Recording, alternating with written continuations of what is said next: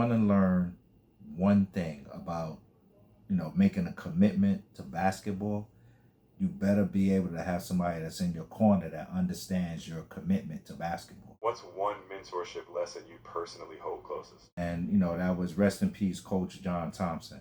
We were paying homage to him because he put a lot of skin in the game.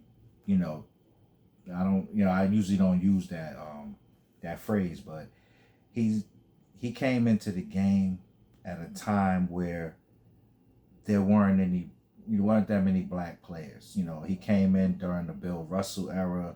There was a lot of racism, in the Massachusetts area. So you're talking about a 6'10" black man who ultimately ended up, fighting through, racist times, standing on his square, someone who, knew who he was. He wasn't trying to be something to try to fit in. He knew exactly who he was, and he excelled, throughout 3 decades of a time period where, black people in the industry were still trying to prove themselves that they were worthy to be there, even though they were always worthy. So, John Thompson, he touched a lot of lives. Salute to him and his family and everybody that came from that lineage. So we wanted to make sure that he was highlighted properly in the book, most definitely. So, thinking about your long term vision, where do you see the For the Love of the Game series going next?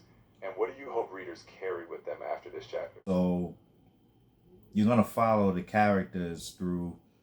Obviously, in the first book, it's them like in high school through college. You're gonna follow that journey. Them being professional players or things that they do. But you're gonna see them grow up.